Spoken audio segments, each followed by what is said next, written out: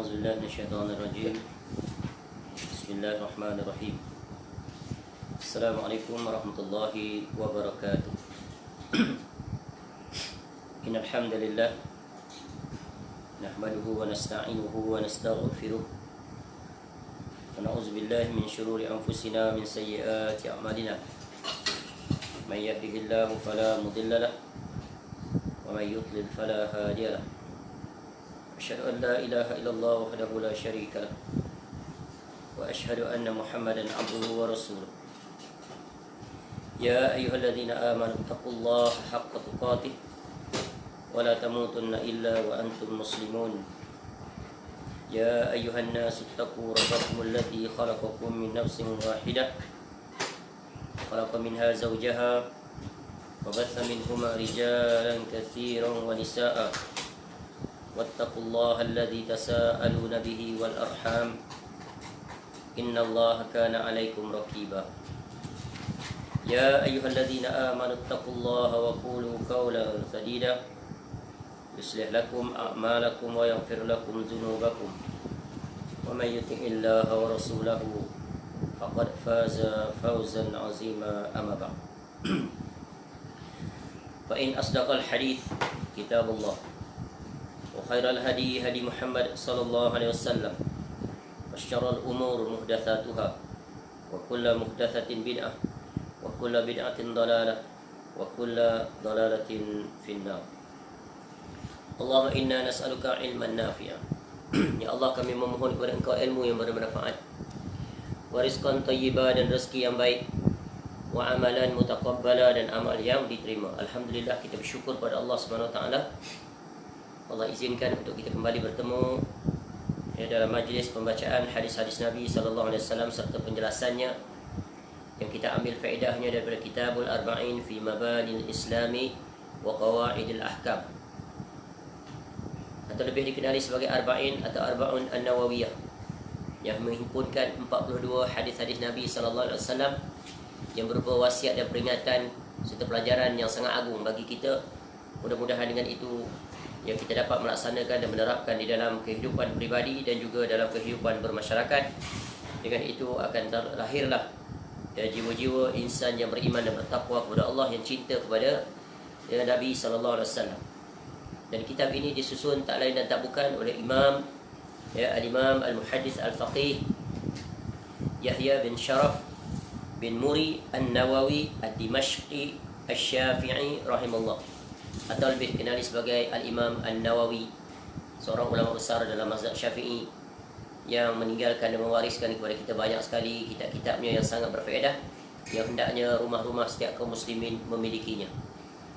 Iaitu seorang ulama besar yang lahir pada tahun 631 Hijrah dan meninggal pada tahun 676 Hijrah dalam usianya yang sangat muda, iaitu sekitar 45 tahun. Baik, kita akan kembali melihat hadis yang sama, masih berada pada Al-Hadis At-Tasi' wal-Ishrun, hadis yang ke-29, dan ini merupakan siri yang ketiga di dalam mengambil faedah daripada apa yang diucapkan, yang diwasiatkan oleh Nabi sallallahu alaihi wasallam kepada persoalan yang ditimbulkan oleh Muaz bin Jabal radhiyallahu anhu. Kita langsung saja baca hadis itu dan kita sambung di mana tempat kita berhenti pada hadis ini. Qala al-Imam An-Nawawi rahimahullah an Muaz bin Jabal radhiyallahu anhu, daripada Muaz bin Jabal radhiyallahu anhu. Qultu qala, dari Muaz bin Jabal radhiyallahu anhu, dia berkata, qultu, aku berkata, ya Rasulullah, wahai Rasulullah, akhbirni bi amalin, bagi tahu kepada aku tentang satu amalan, yudakhilunil jannah, yang akan memasukkan aku ke dalam syurga, wa yubaiduni anin nar, dan amalan yang menjauhkan aku dari neraka. Qal, lalu Nabi SAW bersabda, laqad, sesungguhnya, sa'alta, engkau telah bertanya, an azim, tentang sesuatu yang besar, iaitu tentang amalan. Wa innahu la yasirun, dan sesungguhnya hal itu la yasirun, mudah, ala, bagi man, orang yang yassarahullahu ta'ala alaih, iaitu orang yang dimudahkan oleh Allah. untuk melakukannya. Lalu Nabi SAW menyebutkan, apakah amal itu? Iaitu ta'budullah la tusyriku bihi syai'a, iaitu engkau beribadah kepada Allah dan tidak melakukan kesyirikan kepada Allah dengan sesuatu apapun. Pemirsa tengok hadis. Ya. Wa tuqimus shalah, engkau menegakkan solat. Wa tu'tiyaz zakah, ya, engkau mengeluarkan zakat. Wa tasumu Ramadan, dan engkau iaitu berpuasa pada bulan Ramadan. Wa tahujjul bait, dan engkau berhaji ke Baitullah. Ya. Dan ini telah berlalu penjelasannya, ya, pada sesi yang pertama, ya, atau sesi yang kedua. Thumma qala, kemudian Nabi SAW bersabda setelah memberikan jawapan itu tentang soalan yang sangat besar, yang lagi agung itu, kerana dia besar sekali faedahnya. Kenapa? Kerana memasukkan seseorang ke dalam syurga dan menjauhkan daripada neraka bila seorang beramal dengan wasiat Nabi SAW yang telah disebutkan, iaitu menegakkan rukun-rukun Islam. Thumma qala, kemudian Nabi SAW bersabda, ala maukah adulluka, aku tunjukkan pada engkau, ala pada abwabil khair, pintu-pintu kebaikan. Nak tak? Ya. Nabi SAW ni bonus tambahan. Ya, ini adalah orang sabiqum bil khair. Yang tadi adalah muqtasid. Ya. Orang yang pertengahan. Ini adalah orang yang bersegera, berlumba dalam melakukan kebaikan, memiliki tingkat yang teratas.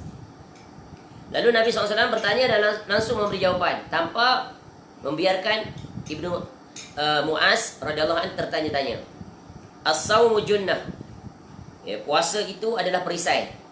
Was-sadaqatu, dan sedekah itu tutfi'ul khati'ah, ya, memadamkan kesalahan. Tu menghapuskan kesalahan.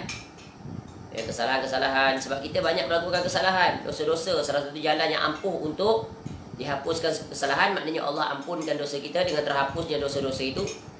Ya, kita dah buat dah maksiat. Ya, macam mana nak buang dia? Sebab benda dah buat, telah berlaku. Ya, perbuatan tu tak boleh buang dah, sebab dia dah dicatat. Tapi yang boleh dibuang apa? Dosanya. Maka Allah menghapuskannya dengan salah satu jalan, iaitu bersedekah.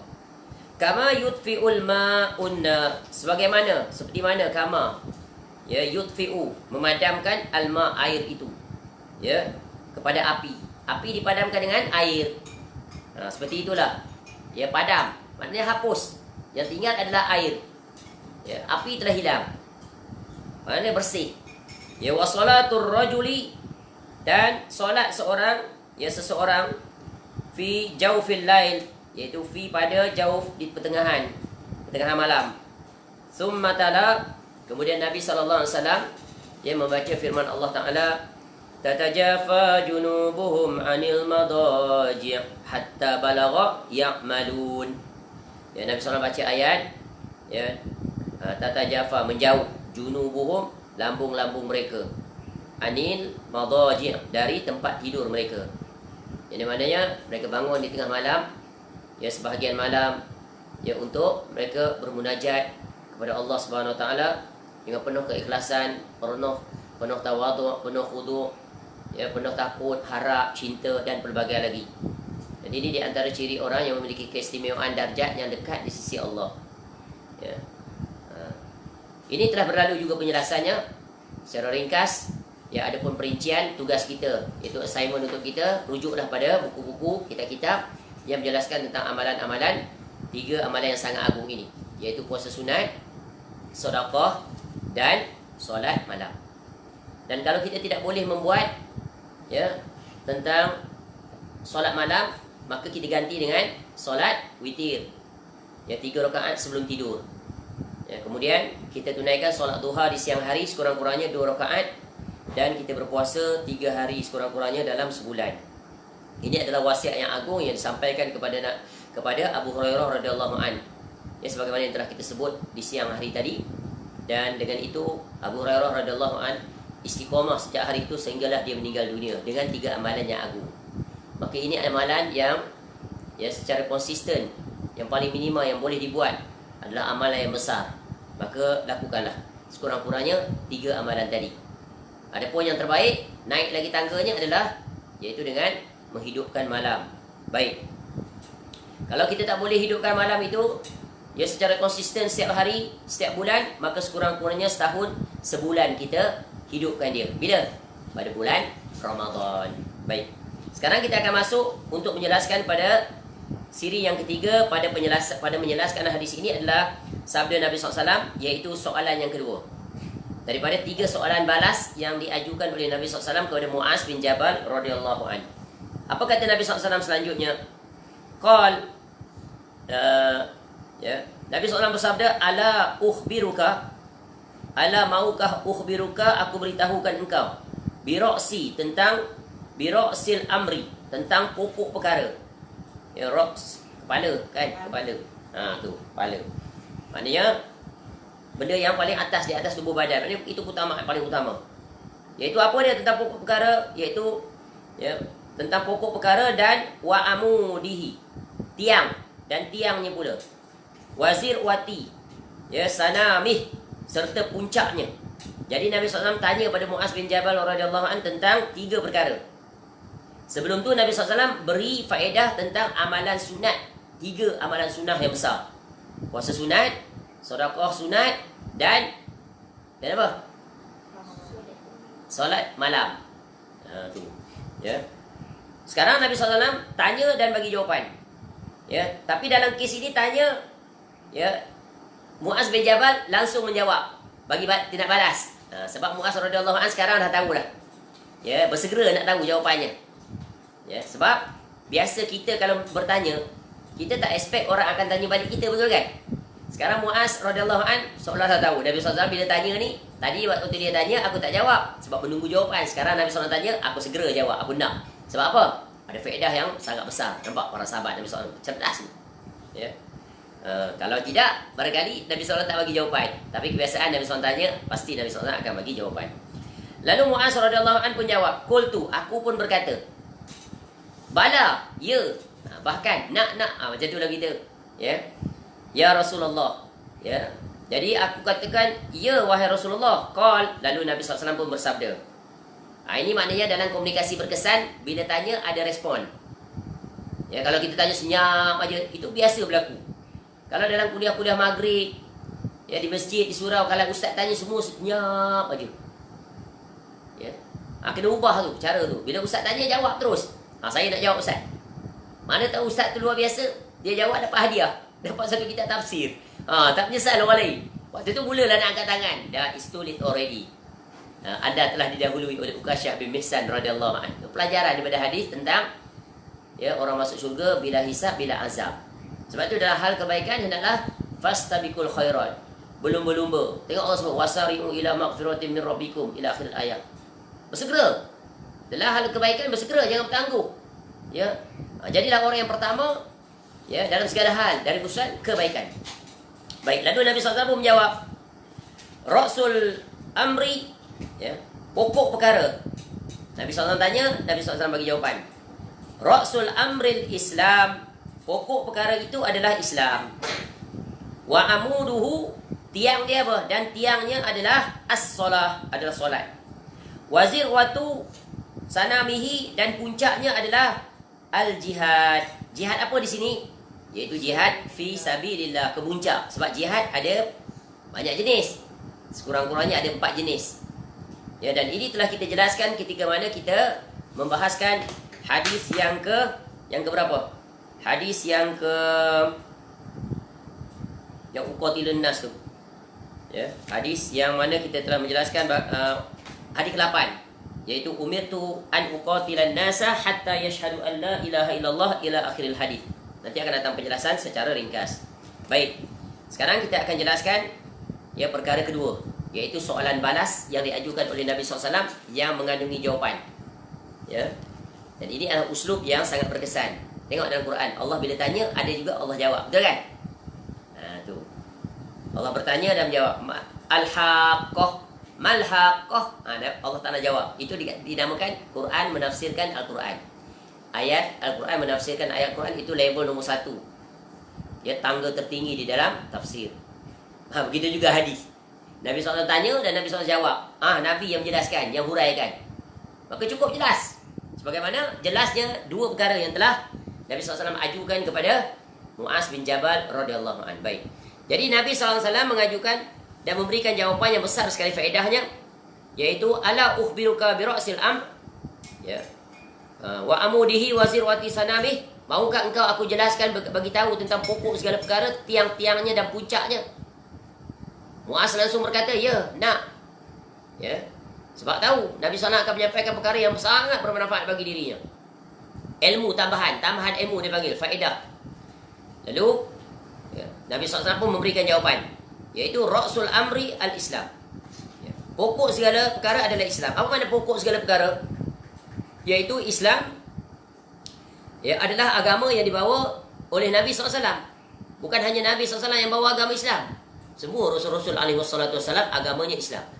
Ma makna Islam? Islam tunduk, patuh, taat, menyerah diri. Ya, aslim taslam. Islamlah kamu, niscaya kamu selamat. Dan lafaz yang paling mulia dalam Islam adalah, iaitu bagi salam. Nampak tak? Assalamualaikum warahmatullahi wabarakatuh. Ya, salam ke atas kamu. Tu, supaya kita dapat keselamatan dan kerahmatan, ya, daripada Allah Ta'ala. Doa. Salam tu adalah doa. Sebab tu dia besar. Ucapannya adalah sunat, jawapannya adalah wajib. Ya. Dan Islam itu adalah keselamatan. Apa saja yang Allah perintahkan kita, sama ada berbuat atau meninggalkan, semuanya untuk keselamatan kita. Bukan hanya di dunia, tetapi keselamatan di negeri akhirat. Ya. Sebab itulah, ya, Islam itu sering disebut dengan, ya, diganti dengan kalimah la ilaha illallah Muhammad Rasulullah. Itulah dia Islam. Dalamnya lah nanti akan bercabang. Darinya pokok-pokok, cabang-cabang, ranting-ranting, penjelasan. Jadi, menjadi seorang Muslim, maka wajib dia menegakkan hak-hak yang terkandung dalam kalimatul tauhid, atau kalimatul syahadah, atau kalimatul syahadatain. Wajib. Ya, dan ini telah berlalu penjelasannya. Ya, dan nanti akan ada perbahasan khusus. Jika diizinkan oleh Allah, kita khususkan tentang syarah terhadap syahadatain. Baik, itu yang pertama secara ringkas. Jadi agama yang Allah redha adalah Islam. Inna ad-dina indallahil Islam. Maka beruntung dan bertuahlah kita menjadi seorang Muslim.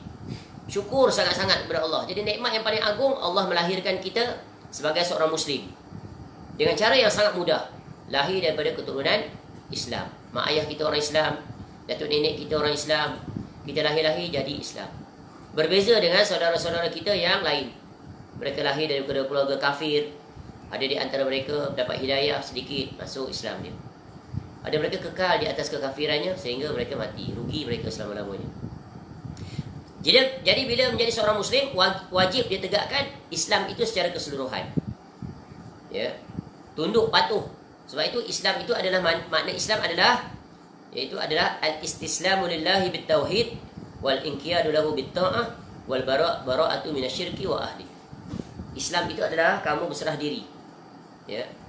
Wal istislamu lillah, kepada Allah dengan bertauhid. Bertauhid apa? Dalam beribadah kepada Allah. Tak boleh ada kesyirikan walaupun sebesar zarah. Syirkun akbar atau syirkun asghar. Dua-dua adalah musuh tauhid dalam beribadah kepada Allah, kerana mencemarkan keaslian, ketulusan, ya, dalam peribadatan kepada Allah. Sebab itu Allah tidak boleh disyirikkan dengan sesuatu apapun. Ya, walaupun dengan malaikat yang terdekat atau rasul yang terdekat. Tak boleh, kerana semuanya itu adalah makhluk. Maka barang siapa yang memalingkan ibadahnya selain daripada Allah, maka dia adalah musyrikun kafirun. Khalidina fiha abada finnar. Kekal selama-lamanya dia di neraka. Wal iyazubillah. Jadi bagaimana nak jauhkan daripada perkara tersebut? Melainkan dengan menuntut ilmu yang berkaitan dengan apakah saja perkara yang menyebabkan seorang dijatuhkan dan dimasukkan ke dalam neraka. Wajib tahu supaya tak terjatuh kepadanya. Ingat lagi kaedah. Araftu syarra la li syarri la walakin litawaqqi. Ya. Aku mengetahui keburukan bukan aku nak buat, tapi agar aku tidak terjatuh ke dalamnya. Jadi ilmu tentang syirik wajib dipelajari, ilmu tentang tauhid wajib dipelajari supaya kita selamat. Sebab ada ancaman. Ada orang nanti di negeri akhirat datang bawa amalan banyak tapi dihumbankan ke dalam neraka. Salah satu punca penyebab utamanya dia melakukan syirik. Jadi pembatal. Bukan setakat amal dia terbatal, iman dia pun terbatal. Wal iyazubillah. Ya. Baik, yang keduanya adalah iaitu tiang-tiangnya. Apa tiang dia? Tiang adalah solat. Sebab itu solat, ya, dia adalah amalan yang besar. Kerana apa? Solat itu, cuba lihat. Solat itu falsafahnya adalah iaitu, ya, membuktikan, ya, Iaitu perhubungan seorang hamba dengan Rabb-nya di setiap hari, tanpa berlaku sebarang pemutusan. Barang siapa yang memutuskan hubungannya dengan Allah, maka terputuslah dia. Nanti dia akan menjadi orang yang sangat rugi, dihumbankan ke dalam neraka. Ya. Jadi solat adalah sebagai bukti. Aku janji, ikrar dan pembuktian seseorang itu dia menjaga hubungannya dengan Allah. Itu hal yang berkaitan dengan hablum minallah yang wajib dia jaga. Sebab itu solat berbeza dengan amalan lain. Amalan-amalan lain semuanya dilakukan ada waktunya. Bukan setiap hari. Puasa tadi, puasa wajib. Sebulan saja dalam setahun. Zakat bila terpenuhi syarat, cukup haul dan nisab. Ya. Haji bila mampu. Bila tak mampu, maka terangkat kewajipan. Tak berdosa dia. Tapi solat setiap hari. Ya, sampai kita mati. Lelaki dan wanita tanpa kecuali. Ya, kecuali dengan adanya uzur syar'i. Itu pun sedikit uzur syar'i. Bagi wanita apa dia? Seperti haid. Orang bagi datang bulan, nifas. Ya, tak banyak. Bagi lelaki langsung tak ada. Kecuali dah kalau dia pengsan, gila, terlupa. Itu saja. Ya. Dia sakit ke, dia sihat ke, wajib solat. Sebab itu ibadah solat ni dia paling diringankan oleh Allah Ta'ala. Tak boleh berdiri, duduk. Tak boleh duduk, baring. Ya. Tak boleh nak gerakkan anggota, isyarat saja. Ya, hatinya sedar apa yang dia ucap, bibirnya boleh bergerak, matanya boleh bagi isyarat. Tu. Tak tahu mana arah kiblat, solat saja, sah. Ya. Pakaian itu je yang dia ada, sah. Ya, sampai walaupun nanti katakan ada setengah orang Allah takdirkan dia diuji dengan dia ada penyakit, iaitu kencingnya tak tus. Asyik kencing saja, tak terkendali. Barangkali dia ada penyakit. Dalam keadaan itu pun wajib dia solat, walaupun ketika itu dia sudah keadaan begitu. Sebab itu adalah ya, kira umul balwa dalam hukum fiqh. Maka tetap wajib. Contoh seorang yang ya, berada di tengah laut. Ya, hanyut dia di atas batang kayu, kapal dia pecah. Ketika waktu solat masuk, solat dia. Dia tak boleh berdiri kan, dia pegang kayu, dia baring, solat dalam keadaan begitu. Di hospital, masuk hospitalize, tangan kaki ikat patah. Katil tak menghadap kiblat, mana boleh pusing katil dekat hospital.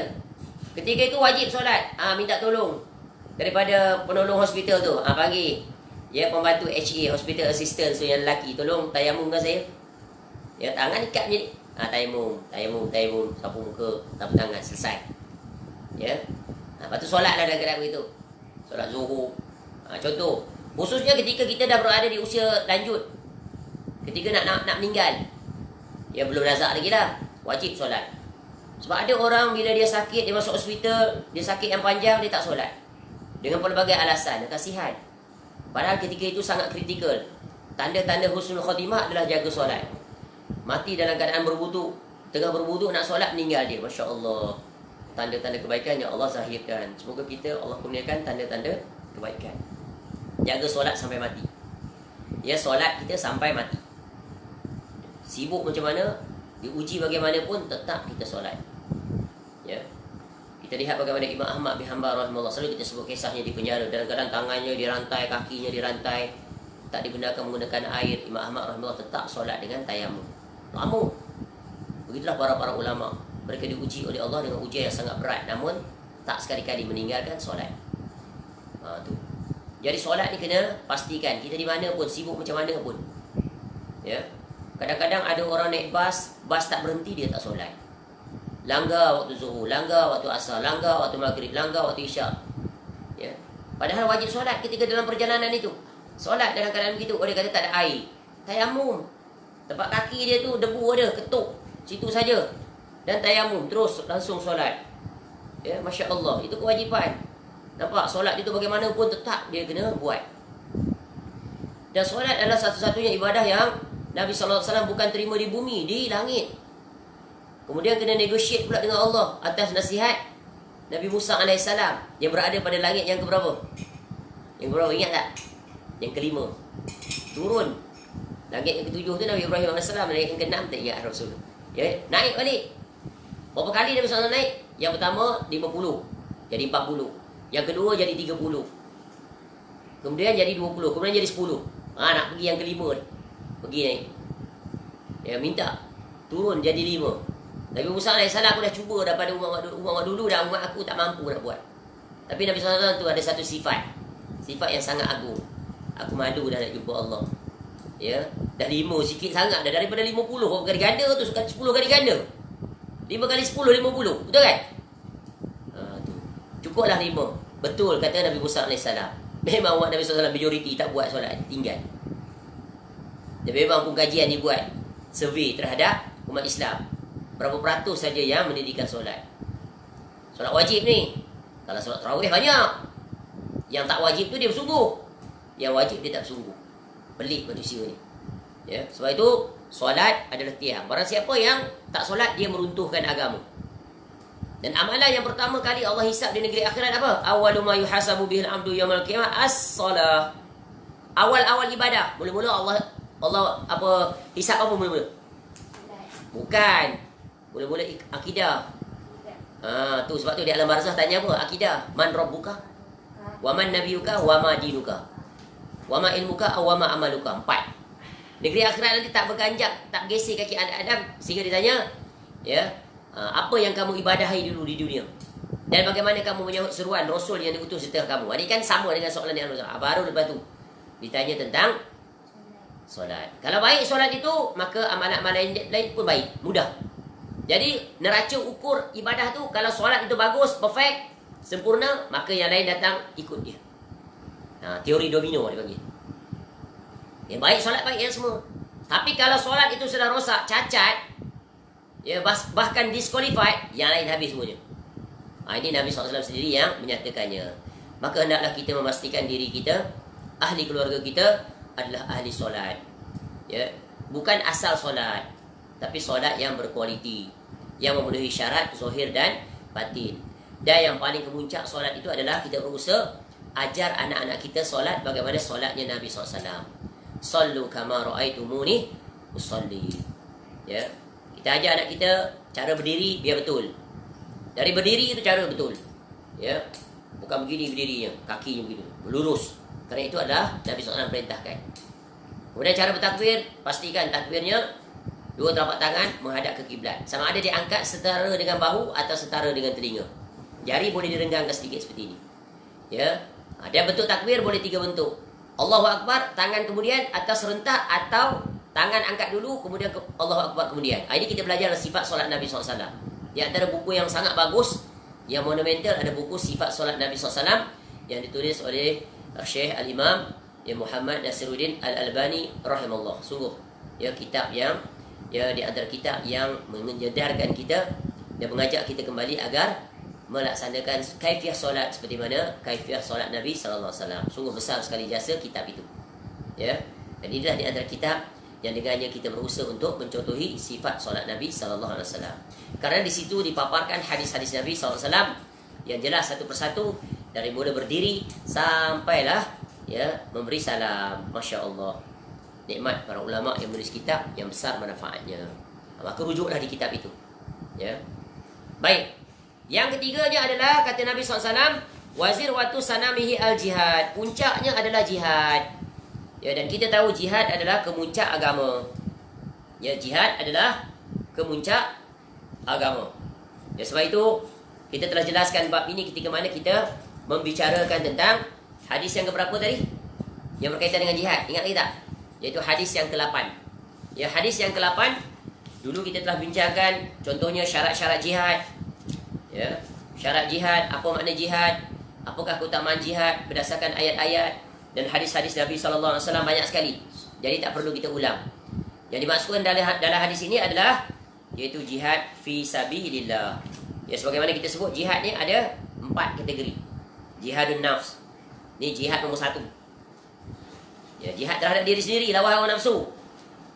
Ya, ini yang berkaitan dengan pembinaan peribadi, character building. Dari sudut lisan, ucapan, perilaku, akhlak, tabiat, karakter, macam-macam.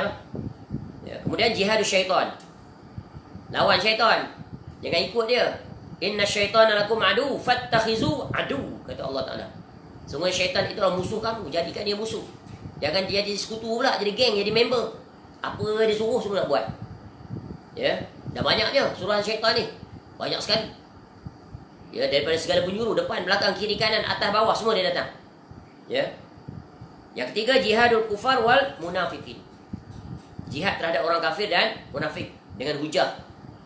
Ya, dengan ditegakkan hujah. Dengan diajak mereka itu kepada kalimatut tauhid, dakwah. Ad-da'watu ilaih, mengajak mereka kepadanya. Dan jihadu ya arbabiz zulm wal bid'ah wal munkarat. Jihad. Ya. Terhadap apa? Ya. Tokoh-tokoh yang zalim, pelaku-pelaku bid'ah dan kemungkaran. Ini ada tawabitnya, ada kaedah-kaedahnya. Ya, ini secara umum. Ya, dan tujuan jihad disyariatkan adalah untuk menegakkan agama Allah. Ya, sebagaimana Allah sebut dalam Quran, wa qatiluhum hatta la takuna fitnatun wa yakuna ad-dinu lillah. Fa in intahu fala udwana illa 'alaz zalimin. Dan perangilah mereka itu sampai tidak ada lagi fitnah dan agama hanya bagi Allah semata. Jika mereka berhenti, maka tidak ada lagi permusuhan kecuali terhadap orang yang zalim. Tapi jihad ini ada syarat. Bukan kita secara individu, ustaz atau guru kau boleh istihad jihad. Ya, memerangi orang kafir. Tak, itu adalah di bawah urusan siapa? Urusan pemerintah, ulil amri. Ya, ada dawabit dia, ada kaedah dia. Jangan sembrono. Dan jihad itu tak sama sekali-kali dengan teroris. Tak sekali-kali sama dengan radikal yang dituduh-tuduh itu. Islam bukan teroris. Ya, jihad adalah kemuliaan. Jihad adalah amalan yang utama.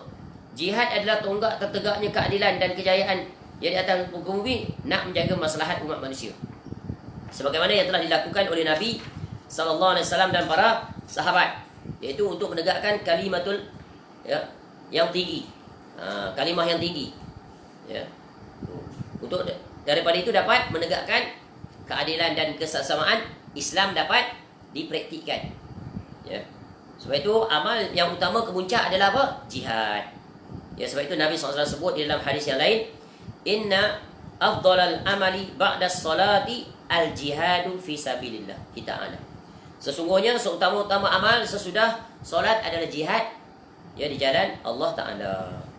Ya, sebab itu hendaklah setiap diri memiliki niat untuk berjihad. Ya, berjihad. Kerana dia adalah amalan yang agung. Kalau kita berniat saja kita mati dan Allah tak takdirkan kita berjihad dengan ketentuan-ketentuan dan syarat-syarat yang telah ditetapkan, maka kita tetap dapat pahala orang yang berjihad. Sebab itu pentingnya niat. Jadi hendaklah kita jadikan niat, iaitu niat yang meraih pahala. Jangan langsung tak ada niat. Rugi orang yang tidak ada niat. Cuba lihat keberuntungan yang kita sebut sebelum ini. Dunia ini diperuntukkan untuk 4 orang. Siapa? Orang yang berilmu dan diberikan harta rezeki. Maka dia bertakwa di atas keduanya, menyambung hubungan silaturahim dan menunaikan hak-haknya. Ini nombor 1 di sisi Allah. Yang kedua, dia diberi ilmu tapi tak diberi rezeki, harta, berupa harta. Tapi dia bercita-cita nak jadi seperti orang yang pertama tadi. Ada harta boleh digunakan untuk di jalan Allah dan sebagainya. Maka pahala kedua-duanya sama. Padahal dia harta tak ada, tapi dia niat, kalau aku dapat harta seperti yang kau kurniakan pada dia, ya Allah, aku nak jadi seperti dia. Jadi hartawan yang dermawan, yang ikhlas membantu orang-orang yang memerlukan. Jadi jangan remehkan niat. Ya, sebab niat sangat penting. Niat itulah bezanya niat berbuat baik dengan niat berbuat jahat. Niat berbuat baik tak buat dapat pahala, buat 2 kali ganda. Niat jahat, niat jahat dia tak berbuat, tak ditulis dosa. Ditulis dosa bila berbuat. Nampak tak? Jadi mudah tak jalan dapat pahala? Mudah tak? Mudah ke tak? Mudah. Jadi hendaklah kita ikhlaskan niat, bersihkan niat, bercita-cita tinggi. Ya, dia tu Masya Allah, orang yang soleh, rajin pergi masjid, rajin baca Quran, baiknya lisannya, baiknya akhlaknya. Alangkah baiknya aku jadi seperti dia. Walaupun aku tak seperti dia, tapi aku nak jadi seperti dia. Dapat pahala tak? Dapat pahala. Jadi berhati-hati. Sebab tu niat ni menentukan kecil atau besarnya pahala. Betapa banyak amal yang kecil menjadi besar kerana niat. Betapa banyak pula amal yang besar menjadi kecil kerana niat. Jadi berhati-hati dengan niat. Sebab tu kata Abdullah Al-Mubarak rahimahullah, rubba amalin saghirin tu'azzibuhun niyah, wa rubba amalin kabirin tusakhiruhun niyah. Betapa banyak amal yang kecil menjadi besar sebabkan niat, betapa banyak pula amal yang kecil, yang besar menjadi kecil kerana niat. Lawanan, opposite. Hanya lintasan hati je. Ya. Amal kecil, tapi kerana niat dia, ya, kerana Allah Ta'ala, maka berpahala besar dia. Seperti siapa? orang yang membuang ranting gangguan di jalan. Besar tak? Sehingga masuk syurga dia. Tu. Ya. Padahal pekerjaan ni kecil aja. Buang gangguan jalan, ranting, kayu, pecahan tayar, serpihan, kaca. Ya. Atau nampak bangkai kucing atas jalan, dia ambil, dia buang, tanam.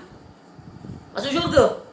Padahal amal kecil aja, tapi niat itu yang dipandang oleh Allah. Dan betapa banyak amal yang besar jadi kecil kerana niat. Seperti apa? Ingat lagi tak hadis 3 orang yang dihumbankan awal-awal dalam neraka? Siapa? Orang yang bersedekah, hartawan. Hartawan. Terkenal dia sebagai dermawan. Masuk neraka. Satu lagi siapa? Orang berilmu, alim, mengajar rata-rata. Ya, menyampai sana sini, dakwah, pergi ke Melaka. Ya. Tapi dihumbankan dalam neraka juga.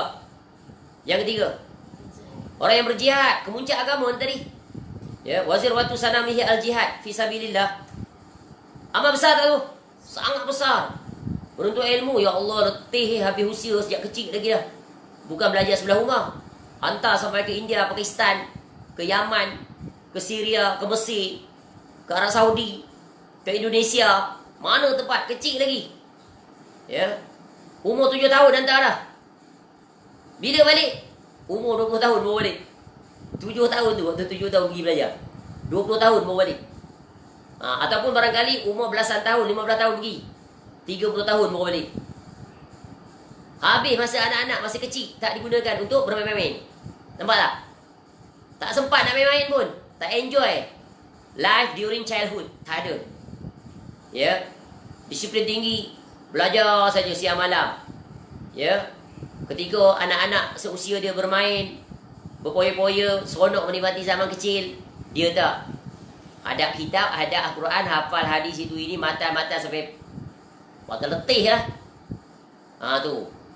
Ya. Habis usia. Kemudian dah habis belajar, mengajar pula, buka sekolah, buka pondok dan sebagainya. Tapi ada di antara mereka dihumbankan ke dalam neraka. Kerana apa? Kerana riak. Ni. Ya. Kerana dia mengejar dunia. Sebab itu orang agama ni musuh utama dia adalah dunia. Tapi banyak orang yang agama yang iaitu tergelincir daripada jalan yang sepatutnya. Padahal dia belajar dah puluhan tahun. Tak ikhlas kerana Allah. Apabila Allah uji dia, musuh utama orang alim ni apa? Iaitu dunia. Ya. Yang dikhawatiri dia memakan harta benda tanpa hak. Contoh dia buka sekolah, duit tu masuk dalam akaun dia. Akhirnya dia terguna duit akaun tu. Padahal duitnya untuk sekolah orang infak. Ya. Hidupnya berubah. Pakai kereta mewah, rumah banglo. Rupanya duit daripada derma orang ramai. Padahal duit itu untuk digunakan untuk apa? Untuk sekolah, untuk kepentingan pelajar dan sebagainya. Tengok sekolah pula, dia pelajar-pelajarnya susah. Disuruh pula pelajar dia pergi minta sedekah atas nama alasan minta bantuan sekolah. Tapi dia kaya makin kaya. Ini penyakit, bahaya. Ya. Jadi dia telah mengejar dunia. Jadi Allah Ta'ala dia maha mengetahui. Sebab itu pentingnya kita belajar. Nanti Nabi Imam Nawawi rahimahullah meletakkan hadis tentang zuhud, qanaah. Jadi orang agama diuji dari suatu sudut yang sangat besar tentang dunia. Sebab itu para ulama salah dulu menunjukkan contoh yang agung. Jangan mengambil kesempatan di atas murid-murid kamu dalam urusan dunia. Bahaya. Dia jadikan anak murid dia customer dia. Dia jual-jualan pada murid dia. Cubalah kalau dia tu bukan ustaz, dia jual ke anak murid dia. Dia takkan laku. Sebab dia ada platform. Ni bahayanya conflict of interest. Kalau korang jadi businessman betul. Pergi ke lapangan terbuka berniaga. Ya, sebab orang beli nanti kesian kat dia. Tu. Sebab itu dia hendaklah kalau dia berniaga pun bukan untuk kepentingan peribadi dia, tapi untuk kepentingan dakwah dia. Ya, untuk sekolah dia dan sebagainya. Jangan sekali-kali dia ambil itu untuk kepentingan dia. Sebab itu para ulama kita mencontohkan begitu. Ya, zuhud mereka itu. Ya, dan mereka memakan hasil kerja mereka. Mereka jaga, takut tak ambil hak yang bukan hak mereka. Ini di antara punca. Sebab itu ikhlas dan perbuatan saling berjalan seiringan. Begitu juga orang yang dermawan. Bahayanya adalah datang penyakit riak. Sampai mengisytiharkan sana sini. Tu saya yang bagi. Tu yayasan saya yang buat semua tu. Ya, apa faedahnya? Akhirnya timbul riak. Ujub. Habis terbatal semua pahala dia. Di dunia barangkali kita tak tahu. Dia tak tahu juga ataupun dia tahu. Tapi dia cuba menyembunyikan. Tapi negeri akhirat Allah akan buka. Sebab itu dalam bersedekah ni, balik pada sedekah ni, sebab kita cerita tentang orang yang ni, tentang niat. Yang terbaik adalah menyembunyikan. Itu sedekah sunat. Adapun sedekah wajib, maka dia, para ulama kata kena diisytiharkan. Sedekah wajib tu apa? Zakat. Kena isytihar. Sebab apa? Nak tutup pintu fitnah. Kayu.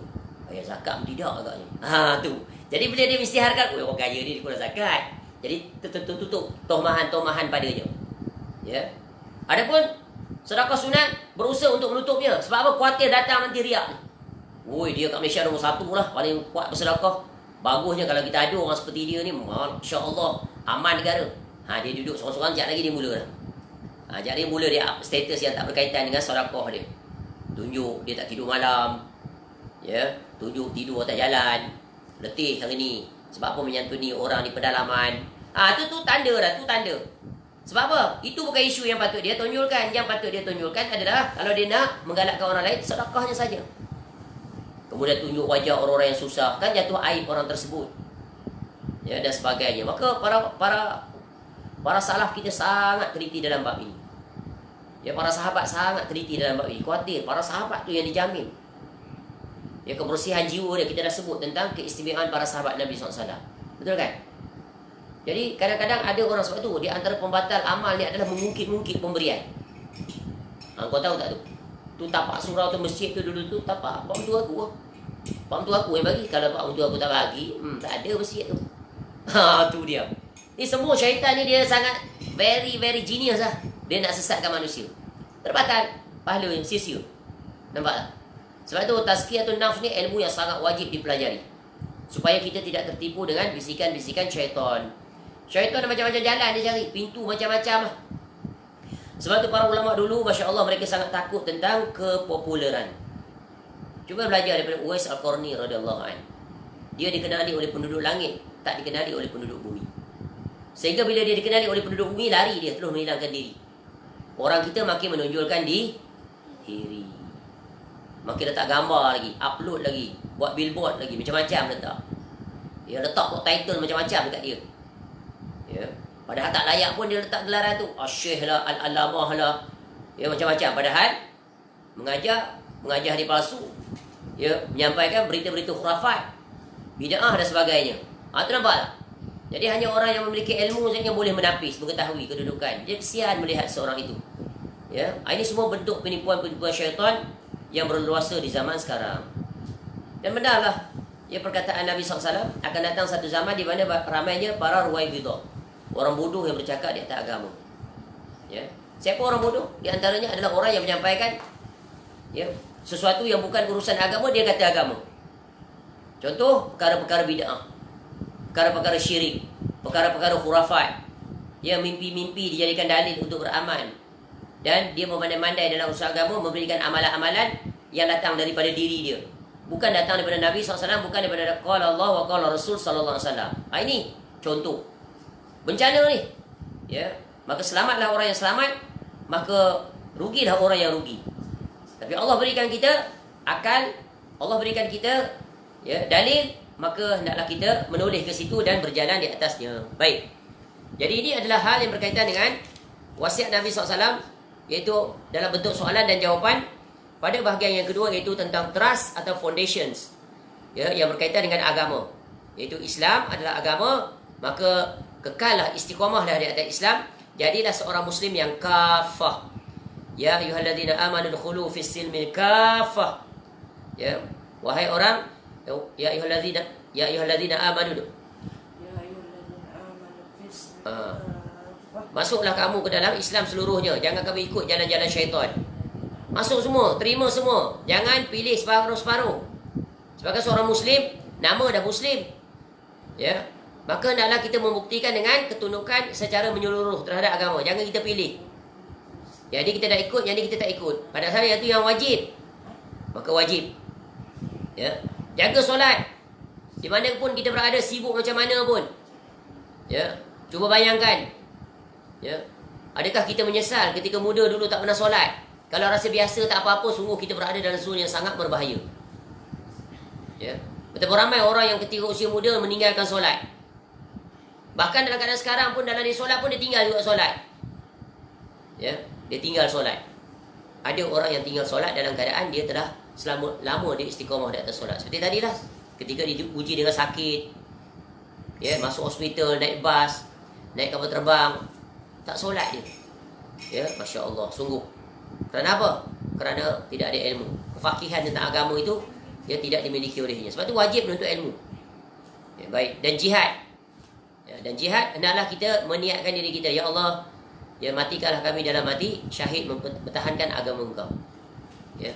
Tidak menerusi jalan jihad fisabilillah, menerusi kita berdakwah, mengajak manusia kepada Allah. Mati dalam keadaan itu mati syahid. Ya.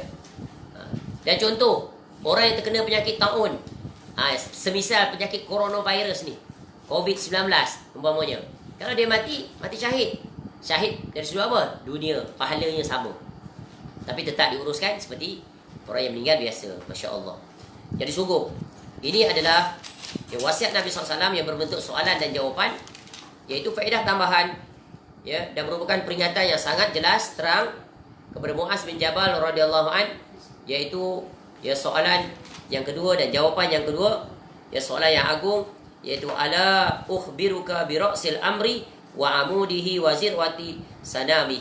Ya. Maka 3 perkara besar, ya, sebagaimana sebelum tu 3 perkara besar sebagai tambahan untuk melengkapkan amal-amal wajib, iaitu ya puasa sunat, sedekah sunat, dan qiyam, menghidupkan malam. Dan sekarang yang kedua, iaitu tentang 3 perkara yang berkaitan dengan agama keseluruhannya, iaitu pokoknya, tiangnya, dan kemuncaknya. Maka ini adalah ya perkara yang ketiga. Dan insya-Allah ya esok subuh kita akan masuk bahagian yang terakhir, iaitu soalan Nabi SAW, kemuncak soalan penentu terhadap segala-gala wasiat Nabi SAW sebagai bentuk jawapan yang ketiga-tiga yang telah kita jelaskan. Iaitu yang pertama tentang apakah amal yang memasukkan ke dalam syurga, menjauhkan daripada neraka. Itu adalah teras, pokok, wajib, tak boleh ditinggalkan. Kemudian tambahan faedah ya bagi yang berjalan untuk mendekatkan diri kepada Allah sedekat-dekatnya, untuk naik darjatnya di sisi Allah, iaitu amalan-amalan sunat, ya nawafil, iaitu apa dia? 3 tadi. Kemudian yang memberikan kesimpulan keseluruhan tentang gambaran Islam secara holistik, masuk ke dalam Islam keseluruhannya, iaitu al-Islam, as-salah wal jihad. Dan insya-Allah pagi esok kita akan lihat soalan yang terakhir daripada Nabi SAW, iaitu ala ukhbiruka bima la kizalika kulli, ya, iaitu ya mahukah engkau aku jelaskan mengenai hal yang menjaga semua itu. Semua perkara tadi, 3 perkara tadi, wajib, yang sunat, dan perkara yang meliputi keseluruhan. Itu apa dia tadi? Ya Islam, solat dan jihad. Rangkuman terhadap seluruh ya perkara yang menjadi, iaitu gambaran kepribadian seorang muslim yang bertakwa kepada Allah Subhanahu Wa Taala. Dan inilah dia penentu terhadap seluruh perkara itu, sama ada dia akan ke syurga atau ke neraka. Wallahu alam. Cukup dulu setakat ini, kerana perbahasan berkaitan dengan bab yang terakhir ini akan dijelaskan secara terperinci, komprehensif. Jadi mudah-mudahan dengan itu ya dapat bermanfaat bagi diri kita dan menyelamatkan diri kita di dunia, apatah lagi di negeri akhirat. Kerana kita tahu perkara ini adalah perkara yang paling besar, kerana perkara inilah yang akan menentukan bilangan sedikit atau banyaknya yang dimasukkan ke dalam syurga atau yang dihumbankan ke dalam neraka. Inilah dia ya tolok ukurnya, barometer, ya penentu, ya kayu ukur dia, pembaris yang menentukan ya masuk ke kiri atau masuk ke kanan, left or right ibaratnya. Ya, orang yang meniti titian sirat itu nanti sama ada dia dapat meneruskan perjalanan sampai dia punya end destination, jalannya lurus. Nampak tu? Kita berjalan nanti di atas titian sirat, lurus. Masuk ke mana? Lurus. Syurga. Ya. Yang neraka mana? Jatuh. Berjatuhan. Kiri dan kanan berjatuhan ke bawah, ada pencakup-pencakup. Ya, yang terbuat dari besi, tarik masuk ke neraka. Waliyahzubillah. Apa yang menyebabkan itu? Perkara yang paling utama, paling besar, yang tercangkup tu masuk ke dalam neraka, inilah dia penutup, iaitu tentang satu perkara yang ada pada anggota tubuh badan manusia, yang memiliki keistimewaan yang tak dimiliki oleh seluruh anggota badan yang ada di tubuh badannya, kerana uniknya dia, sehingga dia dapat berprestasi tanpa sempadan, unlimited action at any given situation, at any given condition, ya, sama ada ketika dia berdiri, dia duduk, dia baring, sama ada ketika dia di keramaian atau ketika dia bersendirian, dia boleh berprestasi. Dan yang ajaib, dia tak perlu banyak tenaga. Itu teka-teki. Kita buat teka-teki. Tak perlu banyak tenaga. Ya, cukup pada dia di mana pun dia berada. Ketika bersendirian pun dia boleh berprestasi, boleh beraksi. Ketika dia di keramaian, lagi boleh dia berprestasi. Dan tak perlu banyak tenaga. Ya, berbanding dengan anggota tubuh lain yang perlu banyak tenaga. Nak tumbuk orang ni perlu banyak tenaga. Ya, kalau berpuasa tak kuat dia. Kalau dia makan bertenaga, kuat. Apatah lagi dia ahli gimnastik, ahli bodybuilder, kuat tenaga dia, ahli sukan, banyak tenaga. Kaki perlu banyak tenaga. Ya, kaki, tangan, lompat, berlari, berjalan, semua banyak tenaga. Betul kan? Pergerakan tubuh badan kiri dan kanan semua perlukan tenaga. Tapi dia ni satu-satunya tak perlu tenaga. Sedikit saja pun dia berjalan, dia mampu. Tapi ada perkara yang boleh melemahkan dia. Itulah dia tadi amalan yang agung, iaitu amalan puasa. Dia terkalahkan dengan puasa. Sebab itu puasa itu, ya, tanda puasa itu memberi manfaat pada pelakunya adalah dia berjaya mengawal, ya, anggota dia ni yang paling berbahaya, yang paling berbisa. Masya Allah. Cukuplah. Itu senang lah jawapannya. InsyaAllah. Simpan dulu jawapan tu. Stay tune. InsyaAllah tomorrow after solat subuh, seperti biasa, Allah takdirkan kita dapat bertemu lagi jika panjang usia. Mudah-mudahan Allah panjangkan usia kita. Untuk mengambil manfaat dan faedah yang terakhir daripada wasiat agung Nabi SAW berkaitan dengan hadis ini, yang memberikan kesimpulan tentang pintu-pintu kebaikan dan kewajipan menjaga lisan. Wallahu a'lam. Mudah-mudahan bermanfaat. Semoga Allah menjadikan kita hamba-hambanya yang sentiasa tunduk dan patuh dan berjalan di atas seluruh wasiat-wasiat Nabi SAW sehingga ke wasiat yang ke-29 yang kita sedang mengambil faedahnya sekarang. Dan Allah tidak tutup pintu untuk kita meraih berbagai kebaikan untuk hadis-hadis yang mendatang. Semoga kita dapat selesai mengambil faedah dan berkhidmat dengan hadis Nabi SAW yang dipaparkan oleh Al-Imam An-Nawawi rahimahullah yang berjumlah 42 hadis ini. Wallahu a'lam. Segala kebaikan semuanya kembali kepada Allah. Kita bersyukur di atas nikmat Allah yang tak terhitung. Alhamdulillahilladzi bi ni'matihi tatimmus shalihat. Kekurangan kesilapan kita mohon ampun kepada Allah. Yang mudah-mudahan Allah mengampunkan dosa-dosa kita kesemuanya, sama ada dosa yang kecil atau yang besar, yang nampak atau yang tersembunyi. Dan semoga Allah menghimpunkan kita kesemuanya nanti di dalam syurga Firdaus bersama pengarang kitab ini Al-Imam An-Nawawi rahimahullah, dapat bersama di dalam syurga Firdaus bersama dengan Nabi sallallahu alaihi wasallam, ma'al ladzina an'amta 'alaihim minan nabiyyin was-siddiqin wasyuhada'i was-salihin wa hasuna ulaika rafiqa. Wallahu a'lam. Subhanakallahumma wa bihamdika asyhadu an la ilaha illa anta astaghfiruka wa atubu ilaik. Wassallallahu ala nabiyyina Muhammad wa ala alihi wa sahbihi wasallam. Wa akhiru da'wana alhamdulillahi rabbil alamin. Assalamualaikum warahmatullahi wabarakatuh.